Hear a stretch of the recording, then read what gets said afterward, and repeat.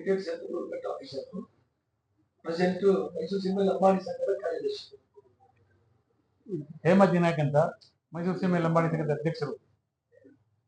ನನ್ನ ಹೆಸರು ಜಯಣ್ಣ ಅಂತ ಹೇಳಿ, ನಾನು ಮೈಸೂರು ಸೀಮೆ ಲಂಬಾಣಿ ಸಂಘದ ಉಪಾಧ್ಯಕ್ಷನಿದ್ದೀನಿ. ನನ್ನ ಹೆಸರು ಗೋಪಾಲ್ ನಾಯಕ್ ಅಂತ, ಮೈಸೂರು ಸೀಮೆ ಲಂಬಾಣಿ ಸಂಘದ ಸದಸ್ಯರು. ಡೈರೆಕ್ಟರ್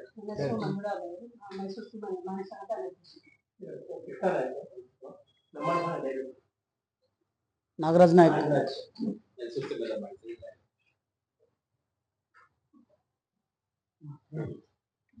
ಸ್ಟಾರ್ಟ್ ಮಾಡಲಾ? ಗೌರವಾನ್ವಿತ ಕಾರ್ಯನಿರತ ಪತ್ರಕರ್ತರ ಸಂಘದ ಎಲ್ಲ ಪದಾಧಿಕಾರಿಗಳೇ, ಎಲ್ಲ ದೃಶ್ಯ ಮಾಧ್ಯಮದ ಮಿತ್ರರೇ, ಈ ದಿನ ಪತ್ರಿಕಾಗೋಷ್ಠಿ ಕರೆದಿರ್ತಕ್ಕಂಥ ಉದ್ದೇಶ, ಮೈಸೂರು ಸೀಮೆ ಲಂಬಾಣಿ ಸಂಘದ ಎಲ್ಲ ಸದಸ್ಯರ ಗಮನದಲ್ಲಿ ತಂದು ನಮ್ಮ ಸಮಾಜದ ಒಬ್ಬ ದಕ್ಷ ಅಧಿಕಾರಿ ನಮ್ಮ ತಾಲೂಕಿನಲ್ಲಿ ಇವತ್ತು ತಾಲೂಕಿನ ಡಿವೈಎಸ್ಪಿ ಆಗಿ ಕರ್ತವ್ಯ ನಿರ್ವಹಿಸ್ತಾ ಇದ್ದಾರೆ. ಅವ್ರ ವಿರುದ್ಧ ಏನು ಇವರ ಅಧ್ಯಕ್ಷರಾಗಿದ್ದಾರೆ, ಇವರಿಗೆ ಇಲ್ಲಿ ಲಾ ಆ್ಯಂಡ್ ಆರ್ಡರ್ನ ಮೇಂಟೈನ್ ಮಾಡ್ಲಿಕ್ಕೆ ಆಗೋದಿಲ್ಲ, ಆ ಥರ ಎಲ್ಲ ಬೇರೆ ಬೇರೆ ಥರದಲ್ಲಿ ಪದಗಳನ್ನ ಬಳಸಿ ಅವ್ರನ್ನ ಡಿಗ್ರೇಡ್ ಮಾಡ್ತಕ್ಕಂಥ ಕೆಲಸ ನಡೆದಿದೆ ಅನ್ನೋ ವಿಚಾರ. ಅದಕ್ಕಿಂತ ಮುಖ್ಯವಾಗಿ ಏನು ಈ ತಾಲೂಕಿನ ಭಾರಿ ಹೆಸರು ಮಾಡಿರ್ತಕ್ಕಂಥ ಗಂಗಮಾಳಿಕಾ ದೇವಿಯ ದೇವಸ್ಥಾನದ ವಿಚಾರದಲ್ಲಿ ಈ ತಾಲೂಕಿನಲ್ಲಿ ಇವತ್ತು ದೊಡ್ಡ ಸುದ್ದಿ ಆಗ್ತಾ ಇದೆ. ಗಂಗಮಾಳಿಕಾ ದೇವಿಯವರಿಗೆ ಇವತ್ತ ಬರೀ ತಾಲೂಕಿನ ಭಕ್ತರಲ್ಲ, ಬೇರೆ ಬೇರೆ ತಾಲೂಕು ಜಿಲ್ಲೆಗಳಿಂದ ಭಕ್ತರಿದ್ದಾರೆ. ಮೇಲಾಗಿ ಲಂಬಾಣಿ ಸಮಾಜ ಮತ್ತೆ ಯಾದವ ಸಮಾಜ ತುಂಬಾ ಒಡನಾಟ ಇಟ್ಕೊಂಡಿರ್ತಕ್ಕಂಥ ಸಮಾಜಗಳು. ಎಲ್ಲಿ ಗೊಲ್ರಟ್ಟಿ ಇರ್ತದೆ ಅಲ್ಲಿ ಲಂಬಾಣಿ ತಾಂಡಗಳು ಇರ್ತದೆ, ಎಲ್ಲಿ ಲಂಬಾಣಿ ತಾಂಡ ಇರ್ತದೆ ಅಲ್ಲಿ ಗೊಲ್ರಟ್ಟಿ ಇರ್ತದೆ. ಈ ತರದ ಅವಿನಾಭಾವ ಸಂಬಂಧ ಇರ್ತಕ್ಕಂಥ ಎರಡು ಸಮಾಜಗಳು, ಆ ದೇವಿಯ ಭಕ್ತರುಗಳು ಕೂಡ. ಇಂಥ ಸಂದರ್ಭ ಇರುವಾಗ ದೇವಸ್ಥಾನದ ವಹಿವಾಟನ್ನು ಮಾಡ್ತಕ್ಕಂಥ ಕಮಿಟಿಗಳು ಅವರ ಸ್ವಂತ ತೀಟೆಗೆ ಅವ್ರಿಗೆ ಬೇಕಾಗಿರ್ತಾಗೆ ಬಳಸ್ಕೊಂಡು ಇವತ್ತ ದೇವರ ಹೆಸರನ್ನ ಕೆಡಿಸೋದಲ್ಲೇ ಇವರು ವೈಯಕ್ತಿಕ ದ್ವೇಷಕ್ಕೋಸ್ಕರ ಎರಡು ಪಂಗಡ ಮಾಡ್ಕೊಂಡಿದ್ದಾರೆ. ಇವತ್ತು ಆ ಪಂಗಡ ಮಾಡ್ಕೊಂಡಾಗ ಅವರು ಅದೇನಿದೆಯೋ ಅದನ್ನ ಕೂತು ಬಗೆಹರಿಸ್ಕೋಬೇಕು, ಇಲ್ಲ ಕಾನೂನು ಪ್ರಕಾರ ಬಗೆಹರಿಸ್ಕೋಬೇಕು. ಆದ್ರೆ ಇವರ ಇಂಥ ಒಂದು ನಡತೆ ಎಲ್ಲ ಮಾಧ್ಯಮಗಳಲ್ಲಿ ತಾವೆಲ್ಲ ನೋಡಿದಿರಿ, ಮಾಧ್ಯಮಗಳಲ್ಲಿ ಪ್ರಸಾರ ಕೂಡ ಆಗಿದೆ. ದಿವಸ ಸೋಷಿಯಲ್ ಮೀಡಿಯಾದಲ್ಲಿ ದೊಡ್ಡ ಸುದ್ದಿ ಆಗ್ತಾ ಇದೆ. ಮೊನ್ನೆ ರಾತ್ರಿ ನಡೆದಂತ ಒಂದು ಘಟನೆಯಲ್ಲಿ ಮಾನ್ಯ ಡಿವೈಎಸ್ಪಿ ಸಾಹೇಬರು ಅವರು ತಾಲೂಕಿನ ಒಬ್ಬ ಮುಖ್ಯಸ್ಥರಿದ್ದಾರೆ, ರಕ್ಷಣಾ ವ್ಯವಸ್ಥೆ ಅಡಿನಲ್ಲಿ ಏನು ಲಾ ಆ್ಯಂಡ್ ಆರ್ಡರ್ ಸಮಸ್ಯೆ ಬರ್ತದೋ ಅದು ಅವ್ರ ಜವಾಬ್ದಾರಿ ಇರ್ತದೆ. ರಾತ್ರಿ ವೇಳೆನಲ್ಲಿ ಇವು ಪ್ರತಿಭಟನೆ ಮಾಡೋದೇ ಆಗ್ಲಿ, ಧಿಕ್ಕಾರಕ್ಕೆ ಹೋಗೋದೇ ಆಗ್ಲಿ, ಘೋಷಣೆಗಳನ್ನ ಕೂಗೋದೇ ಆಗ್ಲಿ, ಇವು ಯಾವುದೇ ಅನುಮತಿ ಇಲ್ದಲೆ ಮಾಡ್ತಕ್ಕಂಥದ್ದು ಕಾನೂನು ಬಾಹಿರ ಚಟುವಟಿಕೆ ಅನ್ನೋ ಕಾರಣಕ್ಕೆ ಅವ್ರನ್ನ ಅವಾಯ್ಡ್ ಮಾಡ್ಲಿಕ್ಕೆ ಅವರು ಕಾನೂನು ಪ್ರಕಾರ ಅವರು ದಕ್ಷತೆಯಿಂದ ಅದನ್ನು ಎದುರಿಸಿದ್ದಾರೆ. ಅಮ್ಮನಟ್ಟಿಯ ಗ್ರಾಮದ ಒಬ್ಬ ಮಾಜಿ ಗ್ರಾಮ ಪಂಚಾಯತಿ ಅಧ್ಯಕ್ಷರು ಅಜಯ್ ಅಂತೇಳಿ ಹುಡುಗ, ಆತ ನಮ್ಗೆ ತುಂಬಾ ಹಳೆ ಪರಿಚಯ ಕೂಡ. ಯಾಕೆಂದ್ರೆ ಅವನು ಈ ಹಿಂದೆ ಎಲ್ಲೆಲ್ಲಿ ಹೇಗೆ ನಡ್ಕೊಂಡಿದ್ದಾನೆ, ಆ ದೇವಸ್ಥಾನದ ವಿಚಾರದಲ್ಲಿ ಯಾವ್ಯಾವ ತರ ಅವನು ಮಾಡ್ಕೊಂಡು ಹೋಗಿದ್ದಾನೆ ಅನ್ನೋ ವಿಚಾರ ಎಲ್ಲ ನಮ್ಗೆ ಗೊತ್ತಿದೆ. ಇವನ ನಡವಳಿಕೆಗಳನ್ನ ಕಿತ್ಕೊಳ್ದಲೆ ದೇವಸ್ಥಾನದ ವಿಚಾರದಲ್ಲಿ ಇವರು ಭಾರಿ ಸಾಫ್ಟ್ ಕಾರ್ನರಲ್ಲಿ ಹೋಗ್ತಾರೆ ಅಂತ ನಾವೆಲ್ಲ ಏನ್ ಅನ್ಕೊಂಡಿದ್ವಿ, ಆತರ ನಡ್ಕೊಳ್ಳಿಲ್ಲ. ಈ ಹಿಂದೆ ಆತ ಶಿವಲಿಂಗೇಗೌಡರ ಜೊತೆಯಲ್ಲಿ ಇದ್ರು, ನಾವು ಕೂಡ ಜೊತೆಲಿದ್ವಿ. 2013-14ರಲ್ಲಿ ಆತ ಮೊದಲನೇ ಸಲ ಪಂಚಾಯತಿ ಅಧ್ಯಕ್ಷನಾದಾಗ ದೇವಸ್ಥಾನದ ವಹಿವಾಟನ್ನ ಆತನೇ ನಡೆಸ್ತಿದ್ದ. ಆ ವಹಿವಾಟು ನಡೆಸುವಾಗ ಒಂದು ಟ್ರಸ್ಟ್ ಕೂಡ ಮಾಡ್ಕೊಂಡಿರ್ತಾನೆ. ಆ ಟ್ರಸ್ಟ್ ಮುಖಾಂತರ ಎಲ್ಲ ವ್ಯವಹಾರ ಮಾಡ್ಕೊಂಡು ಹೋಗ್ತಾ ಇರ್ತಾರೆ. ಅದಾದ್ಮೇಲೆ ಏನಾಯ್ತು, ರಾಜಕಾರಣ ಬಂತೋ ಅಥವಾ ಭಕ್ತರಲ್ಲಿ ಭಿನ್ನಾಭಿಪ್ರಾಯ ಬಂತೋ ನಮ್ಗೆ ಗೊತ್ತಿಲ್ಲ.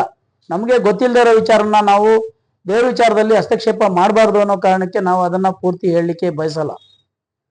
ಆದ್ರೆ ಇವತ್ತೇನು ನಡೆದಂತ ಘಟನೆಗೆ ಈ ವಿಚಾರ ನಾವು ಹೇಳಲೇಬೇಕಾಗುತ್ತೆ. ಮೊನ್ನೆ ರಾತ್ರಿ NR ಸಂತೋಷ್ ಅಂಡ್ ಟೀಮ್ ಇವರೆಲ್ಲರೂ ಸೇರಿ DSP ಅವ್ರ ವಿರುದ್ಧನೂ ಧಿಕ್ಕಾರಕ್ಕೆ ಹೋಗಿದ್ದಾರೆ, ಪೊಲೀಸ್ ಇಲಾಖೆ ವಿರುದ್ಧ ಧಿಕ್ಕಾರಕ್ಕೆ ಹೋಗಿದ್ದಾರೆ, ಶಾಸಕರ ವಿರುದ್ಧ ಧಿಕ್ಕಾರಕ್ಕೆ ಹೋಗಿದ್ದಾರೆ. ಇವರು ಯಾವ ಕಾರಣಕ್ಕೆ ಅವ್ರ ವಿರುದ್ಧ ಧಿಕ್ಕಾರಕ್ಕೆ ಹೋಗ್ತಾರೆ ಅನ್ನೋದನ್ನ ಅವರು ಪರಾಮರ್ಶೆ ಮಾಡ್ಕೋಬೇಕು. ಮೊದಲು ಇದ್ಯಾವುದು ಮಾಡ್ಕೊಂಡಿಲ್ಲ. ಈತ ಪಂಚಾಯತಿ ಅಧ್ಯಕ್ಷನಾಗಿರುವಾಗ ಇವನು ಏನು ಆಂತರಿಕ ಒಪ್ಪಂದದ ಪ್ರಕಾರ ರಾಜೀನಾಮೆ ಕೊಡಬೇಕಾದಂತ ಪರಿಸ್ಥಿತಿಗಳನ್ನ ಈ ತಾಲೂಕಿನಲ್ಲಿ ನಾನು ಸೇರಿದಂಗೆ ಎಲ್ಲರೂ ಅನುಸರಿಸ್ಕೊಂಡ್ ಬಂದಿದ್ವಿ. ಈತ ರಾಜೀನಾಮೆ ಕೊಡ್ಲಿಲ್ಲ ಅನ್ನೋ ಕಾರಣಕ್ಕೆ ಈತನಿಗೆ ಕರೆದು ಎಲ್ಲ ಬುದ್ಧಿ ಹೇಳಿದ್ರು ಮಾತು ಕೇಳದೆ ಇದ್ದಾಗ ಈತನಿಗೆ ಅವಿಶ್ವಾಸ ತಂದು ಒಂದ್ಸಲ ಅಧ್ಯಕ್ಷಗಿರಿಯಿಂದ ಇಳಿಸಿದ್ರು ಸನ್ಮಾನ್ಯ ಶಿವಲಿಂಗೇಗೌಡರು. ಆ ನಂತರ ಈತ ನಮ್ಮ ಗಣಸಿ ಶಿವರಾಮ ಅವ್ರ ಜೊತೆ ಸೇರ್ಕೊಂಡು ಅಷ್ಟು ದಿವಸ ಶಿವಲಿಂಗೇಗೌಡರ ವಿರುದ್ಧ ಮಾತಾಡ್ಕೊಂಡು ಓಡಾಡ್ದ. ದೇವಸ್ಥಾನದ ಕಮಿಟಿನಲ್ಲಿ ಕಿತ್ತಾಟ ತಂದು 2 ಗುಂಪುಗಳು ಹೊಡೆದಾಟಗಳು ಆದವು. ಕೊನೆಗೆ ಜೈಲಿಗೆ ಹೋದ್ರು. ಜೈಲಿಂದ ಮತ್ತೆ ಬಂದ್ರು, ಮತ್ತೆ ರಾಜಿ ಆದ್ರು, ಮತ್ತೆ ದೇವರ ವಹಿವಾಟುಗಳು ನಡ್ಕೊಂಡು ಹೋಯ್ತು. ಕೊನೆಗೆ 107 ಕೇಸ್ ದಾಖಲಾಯಿತು. ತಹಶೀಲ್ದಾರ್ ಕೋರ್ಟ್ನಲ್ಲಿ ಕೇಸ್ ನಡೀತು. ತಹಶೀಲ್ದಾರರು ಆ ಒಂದು ಕಮಿಟಿನಲ್ಲಿ ಜವಾಬ್ದಾರಿ ತಗೊಂಡು ಅವ್ರು 2 ಕಡೆಯವ್ರನ್ನ ಕೂರಿಸಿ ರಾಜಿ ಮಾಡಿಸೋ ಪ್ರಯತ್ನನ ಸಾಕಷ್ಟು ಸಲ ಮಾಡಿದ್ರು. ಅದು ನಾನು ಸೇರಿದಂಗೆ ತುಂಬಾ ಚರ್ಚೆಗಳೆಲ್ಲ ನಡೆದಿದೆ. ದೇವರ ವಿಚಾರದಲ್ಲಿ ಈ ತರ ಎಲ್ಲ ಮಾಡೋದು ಸರಿ ಇಲ್ಲ. 2 ತಂಡಗಳು ಒಂದಾಗಿ ಹೋಗಿ ಬರೀ ಯಾದವ ಸಮಾಜ ಅಷ್ಟೇ ಈ ದೇವರಿಗೆ ಭಕ್ತರಿಲ್ಲ, ಬೇರೆ ಬೇರೆ ಎಲ್ಲ ಸಮಾಜದ ಭಕ್ತರುಗಳಿದ್ದಾರೆ, ಅವ್ರ ಮನಸ್ಸಿಗೆ ಧಕ್ಕೆ ತರೋ ಕೆಲಸ ಮಾಡಬೇಡ್ರಿ ಅಂತ ಹೇಳಿ 2 ತಂಡದವ್ರನ್ನ ಕರೆದು ನಾವು ತಿಳುವಳಿಕೆ ಹೇಳಿದ್ವಿ. ಏನಿವತ್ತ ಒಬ್ರ ಮೇಲೆ ಒಬ್ರು ಹೇಳ್ಕೊಂಡು ಹರೀಶ್ ಅವರು ಇವ್ರ ವಿರುದ್ಧ ಹೇಳೋದು, ಅಜ್ಜಪ್ಪ ಅವ್ರ ವಿರುದ್ಧ ಹೇಳೋದು, ಇವರಿಬ್ಬರ ವೈಯಕ್ತಿಕ ತೀಟೆಗೆ ಇವತ್ತ ದೇವ್ರನ್ನ ಮುಂದಿಟ್ಕೊಂಡು ಇವರು ರಾಜಕೀಯ ಬೆಳೆ ಬೇಯಿಸ್ಕೊಳ್ತಕ್ಕಂಥ ಕೆಲಸ ಮಾಡ್ತಿದ್ದಾರೆ.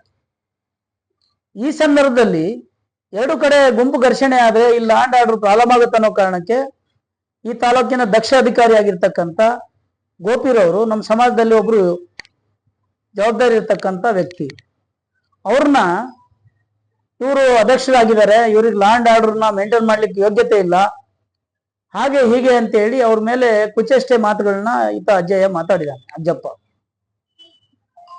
ನಾವು ಹೇಳಲಿಕ್ಕೆ ಬಯಸ್ತೇವೆ ಏನಪ್ಪಾ ಅಂತ ಅಂದ್ರೆ, ಒಬ್ಬ ದಕ್ಷ ಅಧಿಕಾರಿ ಬಗ್ಗೆ, ಒಬ್ಬ ಹಿಂದುಳಿದ ಸಮಾಜದ ಶೋಷಿತ ಸಮಾಜದ ಒಬ್ಬ ದಕ್ಷ ಅಧಿಕಾರಿ ವಿರುದ್ಧ ಇವ್ರು ಈ ತರದ ಒತ್ತಡನ ಹಾಕಿ ಅವ್ರ ಕರ್ತವ್ಯಕ್ಕೆ ಅಡ್ಡಿಪಡಿಸ್ತಕ್ಕಂಥ ಕೆಲಸನ ಇವರೆಲ್ಲ ಮಾಡ್ತಾ ಇದಾರೆ ಅಂತ ಅಂದ್ರೆ ಎಲ್ಲ ಬರೀ ಮೇಲ್ಪಂಕ್ತಿಲಿ ಇರ್ತಕ್ಕಂಥವ್ರೇ ಇಲ್ಲಿ ಆಫೀಸರ್ ಆಗಿರ್ಬೇಕಾ? ಒಬ್ಬ ಶೋಷಿತ ಸಮಾಜದವ್ರು ಯಾರು ಇಲ್ಲಿ ನೌಕರಿ ಮಾಡಬಾರ್ದಾ? ಇದೆಲ್ಲ ಕೂಡ ಪ್ರಶ್ನೆ ಬರ್ತದೆ. ಅದ್ರ ಜೊತೆಗೆ ಈತ ಏನು ಟ್ರಸ್ಟ್ ಅನ್ನ ಮಾಡ್ಕೊಂಡಿದ್ರು, ಈ ಟ್ರಸ್ಟ್ ವಿರುದ್ಧ ಮಾನ್ಯ ಸಂತೋಷ್ NR ಸಂತೋಷ್ ಅವ್ರು ಏನಿದ್ದಾರೆ, ಅವರು ಹಿಂದೆ ಈ ಟ್ರಸ್ಟ್ ನಲ್ಲಿ ಅವ್ಯವಹಾರ ಆಗ್ತಾ ಇದೆ ಅಂತ ಇದೇ ಹರೀಶ್ ಅಂತ ತಂಡನ ಜೊತೆಗೆ ಹಾಕೊಂಡು ಅಜಯ್ ವಿರುದ್ಧ 7-8 ಕೇಸ್ಗಳನ್ನ ದಾಖಲಾತಿ ಮಾಡಿಸಿ ಈತನ್ಗೆ ರೌಡಿ ಶೀಟರ್ ಓಪನ್ ಮಾಡಿಸಿ ಈತನ್ಗೆ ಗಡಿಪಾರ್ಗೆ ಇಲ್ಲಿಂದ ಆದೇಶ ಆಗಿತ್ತು. ಆ ಸಂದರ್ಭದಲ್ಲಿ ಇದೇ ಅಜಯ್ ಅವತ್ತ ರಾಘವೇಂದ್ರ ಪ್ರಕಾಶ್ ಅಂತ ಹೇಳಿ ಒಬ್ರು ಬೋವಿ ಸಮಾಜದಲ್ಲಿ ಒಬ್ರು ಇವರಿದ್ರು circle inspector, rural circle inspector, ಆತನ ವಿರುದ್ಧ ಕೂಡ ಅಲಿಗೇಷನ್ ಮಾಡ್ಕೊಂಡು ಓಡಾಡಿದ್ದಾಯ್ತ. ಯಾರು ಇವನು ಮಾಡಿದ್ ಸರಿ ಇಲ್ಲ ಅಂತ ವಾದ ಮಾಡ್ತಾರೋ ಅವ್ರನ್ನ ಸರಿ ಇಲ್ಲ ಅಂತ ಹೇಳಿ ಅವರು ದಕ್ಷರಲ್ಲ, ಅದಕ್ಷರು ಇವರು, ಹಾಗೆ ಹೀಗೆ ಅಂತೇಳಿ ಮಾತಾಡ್ತಕ್ಕಂಥದ್ದು ಇವನ್ ಒಂದು ಕಯಲೆ. ಅದು ಇದು ಸರಿಯಾದ ಕ್ರಮ ಅಲ್ಲ. ನನ್ನೊಬ್ಬನ ವೈಯಕ್ತಿಕ ಹಿತಾಸಕ್ತಿಗೆ ಬೇರೆಯವರಿಗೆ ಮನಸ್ಸಿಗೆ ಧಕ್ಕೆ ಆಗ್ತಕ್ಕಂಥ, ಅವ್ರ ಕರ್ತವ್ಯಕ್ಕೆ ಚ್ಯುತಿ ತರ್ತಕ್ಕಂಥ ಮಾತನ್ನ ಎಲ್ಲೂ ಕೂಡ ಆಡ್ಬಾರ್ದು. ಏನ್ NR ಸಂತೋಷ್ ಅವರು ಈ ಟ್ರಸ್ಟ್ ಸರಿ ಇಲ್ಲ ಅಂತೇಳಿ ಅವತ್ತು ಹೋರಾಟ ಮಾಡಿದ್ರು, ಇವನ್ ವಿರುದ್ಧ ಮೊಕದ್ದಮೆಗಳನ್ನು ದಾಖಲೆ ಮಾಡಿಸಿದ್ರು, ಈತನಿಗೆ ಗಡಿಪಾರ್ ಮಾಡ್ಲಿಕ್ಕೆ ಇಲ್ಲಿಂದ ಶಿಫಾರಸ್ ಮಾಡಿಸಿ AC ಅವ್ರ ಮುಂದೆ ಪ್ರಸ್ತಾಪ ತಂದ್ರು. ಅವತ್ತ ನಾನು ಸೇರಿದಂಗೆ ಈತನಿಗೆ ಗಡಿಪಾರ್ನಿಂದ ಉಳಿಸ್ಬೇಕು, ಒಬ್ಬ ಯಾದವ ಸಮಾಜದ ಒಬ್ಬ ಬೆಳೀತಾ ಇರ್ತಕ್ಕಂಥ ಬಡವಂಗೆ ಅನ್ಯಾಯ ಆಗ್ತದೆ ಅನ್ನೋ ಕಾರಣಕ್ಕೆ ನಾನು ಕೂಡ AC ಅವ್ರ ಜೊತೆ ಅವತ್ತೆಲ್ಲ ಮಾತಾಡಿ ರಾತ್ರಿ 9:45 ಗಂಟೆಗೆ AC ಅವ್ರ ಆದೇಶ ಆಗ್ಬಿಡ್ತದೆ ಅಂತ ಹೇಳಿ ಈತ ನಮ್ಮ ತಾಲೂಕಿನ ಬ್ಯಾಡಳ್ಳಿ ಗೊಲ್ರಟ್ಟಿ ಅನ್ನೊಬ್ಬ ರಂಗಪ್ಪ ಅಂತ ಹುಡುಗ, ನನ್ನ ಸ್ನೇಹಿತ, ಅವನು, ನಾನು ಮತ್ತೆ ಇವನು ಅಜ್ಜಪ್ಪ 3 ಜನ AC ಅವ್ರ ಮುಂದೆ ರಾತ್ರಿ 9:45 ಗಂಟೆನಲ್ಲಿ ಹೋಗಿ ಅವ್ರ ಹತ್ರ ರಿಕ್ವೆಸ್ಟ್ ಮಾಡ್ಕೊಂಡು ಗಡಿಪಾರ ಆದೇಶನ ಕ್ಯಾನ್ಸಲ್ ಮಾಡಿಸ್ಕೊಂಡು ಬಂದಿದೀವಿ ನಾವು. ನಾನು ಒಬ್ಬ ಸಾಕ್ಷಿ ಅದಕ್ಕೆ. ಈ ತರ ಎಲ್ಲ ಇರುವಾಗ ಈತನ ನಡವಳಿಕೆಗಳು, ಇವನ್ನ ರೌಡಿ ಶೀಟರ್ ಇದೆ, ಇವನ್ ಮಾಡಬಾರ್ದೆಲ್ಲ ಮಾಡ್ತಾ ಇದ್ದಾನೆ, ಇವನು ವೈಯಕ್ತಿಕವಾಗಿ ಏನೇ ಆಗಿ ಸತ್ರು ಅದಕ್ಕೆ DYSP ಅವ್ರ ಕಾರಣ, ಶಿವಲಿಂಗೇಗೌಡರು ಕಾರಣ ಅಂತ ಹೇಳಿ ಹೇಳ್ತಕ್ಕಂಥದ್ದು ಇದು ಕುಚೇದ್ಯ ಆಗ್ತದೆ. ನಾನ್ ಮಾಡೋ ತಪ್ಪನ್ನ ಸಮರ್ಥನೆ ಮಾಡ್ಕೊಳ್ಳೋ ನೆಪದಲ್ಲಿ ಒಬ್ಬ ದಕ್ಷ ಅಧಿಕಾರಿನ ಇವರು ಅಧ್ಯಕ್ಷರಿದ್ದಾರೆ, ಇವರಿಗೆ ಇಲ್ಲಿ ಲ್ಯಾಂಡ್ ಆರ್ಡರ್ ಮೇಂಟೈನ್ ಮಾಡಕ್ ಆಗ್ತಿಲ್ಲ, ನಮ್ಮ ವಿರುದ್ಧ ಮಾಡ್ತಿದ್ದಾರೆ, ಎಲ್ಲ ಕಾಂಗ್ರೆಸ್ ಪರವಾಗಿ ಮಾಡ್ತಾರೆ, MLA ಪರವಾಗಿ ಮಾಡ್ತಾರೆ, ಈ ತರ ಬೇರೆ ಬೇರೆ ತರದಲ್ಲೆಲ್ಲ ಮಾತಾಡಿರ್ತಕ್ಕಂಥದ್ದು ಸರಿಯಾದ ಕ್ರಮ ಅಲ್ಲ. ಇನ್ಮೇಲೆ ಈ ತರ ಎಲ್ಲ ಮಾತಾಡಿದ್ರೆ ಅದ್ ನಾವು ಸೇರ್ಸಕ್ಕಾಗಲ್ಲ. ಯಾಕೆ ಅಂತ ಅಂದ್ರೆ ಎಲ್ಲರೂ ಒಂದೇ ಜಾತಿಯವ್ರು ಬಂದಿಲ್ಲ ನೌಕರಿ ಮಾಡಕ್ಕಾಗಲ್ಲ, ಎಲ್ಲರೂ ಮೇಲ್ಜಾತಿಯವರೇ ಇರಲ್ಲ. ಎಲ್ಲ ಶೋಷಿತ ಸಮಾಜ ಕೂಡ ಇಲ್ಲಿ ಸರ್ವಜನಾಂಗದ ಶಾಂತಿಯ ತೋಟ ಅಂತ ಕರೀತಾರೆ. ನಮ್ಮ ಭಾರತ ದೇಶದಲ್ಲಿ ಇರ್ತಕ್ಕಂಥ ಸಾವಿರಾರು ಜಾತಿಗಳಿದೆ, ಎಲ್ಲಾ ಜಾತಿಯರನ್ನು ಸಮಾನವಾಗಿ ಕಾಣಬೇಕು ಅಂತೇಳಿ ಏನು ಸಂವಿಧಾನ ಇದೆ, ಸಂವಿಧಾನ ಚೌಕಟ್ಟಿನಲ್ಲಿ ಎಲ್ಲರೂ ನೌಕರಿ ಮಾಡ್ತಾ ಇರ್ತಾರೆ. ಅದ್ರ ಜೊತೆಗೆ ಇಲ್ಲಿ ಕೆಲಸ ಮಾಡ್ತಾ ಇರ್ತಕ್ಕಂಥ ದಕ್ಷ ಅಧಿಕಾರಿ DYSP ಗೋಪಿ ಅವರು ಕೂಡ ಉತ್ತಮವಾದಂತ ಕೆಲಸನ ನಿರ್ವಹಣೆ ಮಾಡಿದ್ದಾರೆ. ಅವತ್ತ ಆ ತರ ಅವರು ಬಂದೋಬಸ್ತನ್ನು ಮಾಡ್ಕೊಳ್ಳಿಲ್ಲ ಅಂತ ಅಂದ್ರೆ ಅವತ್ತ ದೊಡ್ಡ ರಾದ್ದಾಂತ ಆಗಿ ಬೇರೆ ಬೇರೆ ತರದಲ್ಲಿ ಸಮಸ್ಯೆ ಆಗಿ ಕೊಲೆಗಳಾಗೋ ಸಾಧ್ಯತೆ ಇದೆ ಅಂತ ಹೇಳಿ ಗುಪ್ತಚರ ಇಲಾಖೆಗಳು ಕೂಡ ಮಾಹಿತಿ ಕೊಟ್ಟಿದೆ ಅಂತ ಹೇಳಿ ಅದೆಲ್ಲ ದೊಡ್ಡ ವಿಚಾರ ಇದಾಗ ಗೊತ್ತಾಗಿದೆ ನಮಗೂ ಕೂಡ. ಈ ತರ ಎಲ್ಲ ಇದ್ದಾಗ ಇವರು ಏನೋ ಮಾಡ್ಕೊಂಡು ಎಲ್ಲೋ ಸತ್ತು ಎಲ್ಲೋ ಆಕ್ಸಿಡೆಂಟ್ ಆಗಿ ಸತ್ರು ಅದಕ್ಕೆ DYSP ಕಾರಣ ಅಂತ ಹೇಳೋದು, ಅಥವಾ ಶಿವಲಿಂಗೇಗೌಡರು ಕಾರಣ ಅಂತ ಹೇಳೋದು, ಅಥವಾ ಜಯಣ್ಣ ಕಾರಣ ಅಂತ ಹೇಳೋದು, ಇವು ಯಾವುದನ್ನು ಕೂಡ ಮಾಡ್ತಕ್ಕಂಥದ್ದು ಸರಿಯಾದ ಕ್ರಮ ಅಲ್ಲ. ನಾನು ಅಜಯ್ಗೆ ಹೇಳ್ತಕ್ಕಂಥದ್ದು ಇಷ್ಟೇ, ನಿನ್ನ ಎಲ್ಲಾ ಪೂರ್ವಪರಗಳು ನಮ್ಗೆ ಗೊತ್ತಿದೆ, ನಾವೇನು ಗೊತ್ತಿಲ್ಲದಲ್ಲೇ ಇರುವಂತದ್ದೇ ಅಲ್ಲ. ನಿನಗೆ ನಾವು ಈಗ 15-16 ವರ್ಷದಿಂದ ನಿನ್ನ ಜೊತೆನಲ್ಲಿ ಬೆರ್ತಿರೋರು, ಜೊತೆಲಿ ಇದ್ದೋರು, ನಿನ್ನ ಎಲ್ಲಾ ನಡವಳಿಕೆಗಳಲ್ಲೂ ನೀನು ಕೂಡ ನನ್ನನ್ನ ಪಂಚಾಯತಿಗಳಿಗೆ ಕರೆದಿದೀಯಾ, ನಾನು ನಿಮ್ಮ ಸಮಸ್ಯೆಗಳಿಗೆ ಸ್ಪಂದಿಸಿದ್ದೀನಿ. ನಿನಗೆ ಇಲ್ಲಿಂದ ಗಡಿಪಾರಿಗೆ ಆದೇಶ ಮಾಡಿದಾಗ ಏನಾರ ಮಾಡೋಣ, MLA ಹೇಳೋಣ ಬರೋಣ ಇಲ್ಲಿ ಅಂತೇಳಿ ನನಗೆ LHC ಕರ್ಕೊಂಡೋಗಿ ಶಿವಲಿಂಗೇಗೌಡರ ಕಡೆಯಿಂದ AC ಅವ್ರಿಗೆ ಫೋನ್ ಮಾಡಿಸಿ, ಇಲ್ಲ ಆತ ಈ ತರದ್ ಏನೋ ನಡೆದಿಲ್ಲ, ಅಲ್ಲೇನೋ ಯಾವ್ದೋ ವೈಯಕ್ತಿಕ ಕಾರಣಕ್ಕೆ ಹಿಂಗೆಲ್ಲ ಕೇಸ್ಗಳು ಆಗ್ತಾ ಇದೆ, ರಾಜಕೀಯ ಬರ್ತಾ ಇದೆ, ರಾಜಕಾರಣನ ಅಸ್ತ್ರ ಮಾಡ್ಕೊಂಡು ಆತನಿಗೆ ಅನ್ಯಾಯ ಆಗಬಾರ್ದು ಅಂತ ಹೇಳೆಲ್ಲ ಮಾತಾಡಿ ಅವತ್ತ ಆತನಿಗೆ ಗಡಿಪಾರಿನಿಂದ ಎಲ್ಲ ಉಳಿಸಿರೋದ್ರಲ್ಲಿ ನಾವುಗಳು ಇದೀವಿ. ಈ ತರ ಎಲ್ಲ ನನ್ನ ಗುಣಗಳನ್ನ ಇಟ್ಕೊಂಡು ನಾನ್ ಮಾಡಿದ್ದೆ ಸರಿ, DYSP ಅವ್ರು ಮಾಡಿದ್ ಸರಿ ಇಲ್ಲ ಅಂತ ಹೇಳಿ ಇದ್ರಲ್ಲಿ ರಾಜಕಾರಣ ತಂದು ಶಿವಲಿಂಗೇಗೌಡರ ಪಾತ್ರ ಇದ್ರಲ್ಲಿ ನಮ್ಗೇನು ಕಾಣಿಸ್ತಾ ಇಲ್ಲ. ಯಾಕೆಂದ್ರೆ ಹಿಂದೆ ಇಷ್ಟೆಲ್ಲ ಸಮಸ್ಯೆಗಳಾದಾಗಲೂ ಕೂಡ ಅವರು ಊರ್ ಪಂಚಾಯತಿ ಮಾಡ್ಲಿಲ್ಲ, ಡಬ್ಬಿಗಳಿಗೆ ದುಡ್ಡು ನಮ್ ಕಡೆ ಕೊಡ್ರಿ ಅಂತ ಕೇಳಲಿಲ್ಲ, ಅಥವಾ ಅದನ್ನ ಹೆಂಗ್ ಖರ್ಚು ಮಾಡ್ತೀರಿ ಅಂತ ಕೇಳಲಿಲ್ಲ. ಇವ್ರುನು ಎರಡೂ ಕಡೆರು ಅವರು ಇವರು ಅಂತ ಏನಿಲ್ಲ. ಇವನು ಹರೀಶ್ನು ಕೂಡ ಸಂತೋಷ್ ಜೊತೆ ಇದ್ದಾನೆ, ಸಂತೋಷ್ ಜೊತೆ ಇದ್ದಾಗ ಇವನು ಹರೀಶನ್ಗೂ ಆತ ಇವ್ರು NR ಸಂತೋಷ್ ಅವ್ರು ಕನ್ವಿನ್ಸ್ ಮಾಡಿದ್ದಾರೆ ಇವನು ಅಜ್ಜಪ್ಪನು ಈ ಕೇಸ್ನಿಂದ ರಿಮೂವ್ ಆಗ್ಬೇಕು ಅಂತ. ಈತ ಸ್ವಾರ್ಥಿ ಇವನು. ನಾನು ಸಂತೋಷ್ ಅವ್ರ ಕಡೆ ಸೇರ್ಕೊಂಡ್ರೆ ಈ ಕೇಸ್ನ ರಾಜಿ ಮಾಡಿಸ್ತೀನಿ ಅಂತ ಹೇಳಿದ್ದಾರೆ ಅಂತ ಹೇಳೋ ಜೊತೆಗೆ ಹೋಗಿ ಸೇರ್ಕೊಂಡ್ರು. ಇವನಿಗೆ ಎಲ್ಲಿ ಲಾಭ ಆಗುತ್ತೆ ಅಲ್ಲಿ ಇವನು ಚಾಪೆ ಹಾಸೋನು ಇವನು. ಅಂತ ಗುಣ ಇಟ್ಕೊಂಡಿರ್ತಕ್ಕಂಥ ಈತನ್ಗೆ ಇವನ ಸಭ್ಯ ಗುಣಗಳು ಯಾವುದೂ ಇಲ್ಲ. ಇವನಿಗೆ ಎಲ್ಲಿ ಲಾಭ ಆಗುತ್ತೆ ಅಲ್ಲಿರೋನು ಇವನು. ನಾಳೆ NR ಸಂತೋಷ್ ಅವ್ರಿಗೂ ನೀವು ನಮ್ ಕಷ್ಟ ಆಗಿರ್ತಾನೆ ಅಂತ ನಾನೇನು ಅನ್ಕೊಂಡಿಲ್ಲ. ಯಾಕೆಂದ್ರೆ ಇಲ್ಲಿ ಎಲ್ಲಾ ತರದ ಸವಲತ್ತನ್ನು ತಗೊಂಡು ಈತನ್ಗೆ ಅದನ್ನ ಬಿಟ್ಕೊಡಪ್ಪ ಅಂದ ತಕ್ಷಣನೇ ಇವ್ನು ಬೇರೆಯವ್ರ ಜೊತೆ ಹೋಗ್ತಕ್ಕಂತ ಈ ಗುಣ ಇಟ್ಕೊಂಡಿರೋರು ಎಲ್ಲೂ ಕೂಡ ಅವರು ಶುದ್ಧವಾಗಿರಕ್ಕಾಗಲ್ಲ. ಆ ಕಾರಣ ಮಿಸ್ಟರ್ ಅಜಯ್ ಅವರೇ, ನೀವು ಎಲ್ಲೇ ಮಾತಾಡೋದಾದ್ರೂ ಗೌರವಯುತವಾಗಿ ಮಾತಾಡೋದನ್ನ ಕಲ್ತ್ಕೊಳ್ಳಿ. ಈ ಹಿಂದೆನೂ ಕೂಡ ನೀವು ಆ ಬೋವಿ ಸಮಾಜದ ವಿರುದ್ಧ ಒಡ್ರು ಹಾಗೆ ಹೀಗೆ ಅಂತೇಳಿ ಮಾತಾಡಿರೋದು ಸೋಷಿಯಲ್ ಮೀಡಿಯಾದಲ್ಲಿ ನಾವೆಲ್ಲ ಕಂಡಿದೀವಿ.